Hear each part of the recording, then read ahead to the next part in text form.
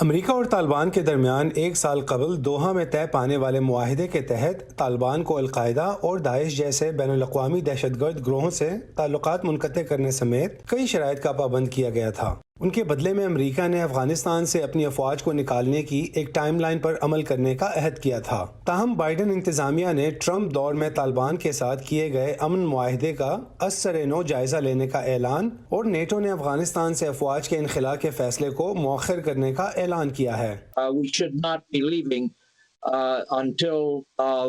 ہمیں اس وقت تک نہیں نکلنا چاہیے جب تک طالبان واقعی افغان حکومت یا معاشرے کے کسی بھی دوسرے طبقے کے ساتھ حقیقتاً ایمانداری اور پوری طرح سے بات چیت پر راضی نہ ہوں اور کچھ آثار دکھائی دیں کہ حقیقت میں طالبان معاشرے کا جزو بن پائیں گے۔ مجھے لگتا ہے کہ وہ سست روی سے کام لیتے آئے ہیں۔ مجھے لگتا ہے کہ اگر ہم وہاں سے نکل گئے تو وہاں خانہ جنگی شروع ہو جائے گی۔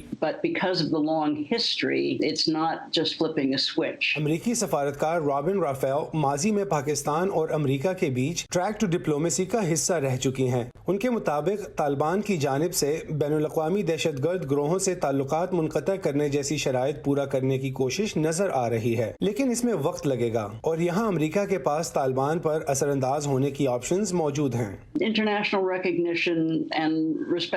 وہ طویل عرصے سے چاہتے ہیں کہ انہیں بین الاقوامی سطح پر پہچان اور احترام ملے، اور وہ اس بات سے بھی بخوبی واقف ہیں کہ مستقبل میں اگر وہ حکومت کا کسی بھی شکل میں حصہ ہوتے ہیں تو انہیں بین الاقوامی تعاون کی ضرورت ہوگی، اور یقیناً انہیں افغان حکومت کے ساتھ مغرب میں امریکہ کے تعاون کی بھی ضرورت ہے۔ بائیڈن انتظامیہ افغانستان سے 2500 امریکی فوجیوں کو واپس بلانے کے لیے مئی کی ڈیڈ لائن پر از سر نو غور کر رہی ہے۔ رابن رافیل کی رائے میں ڈیڈ لائن میں کسی بھی قسم کا اضافہ افغان حکومت کے ساتھ طالبان سے بھی مشاورت کے بعد ہونا چاہیے۔ طالبان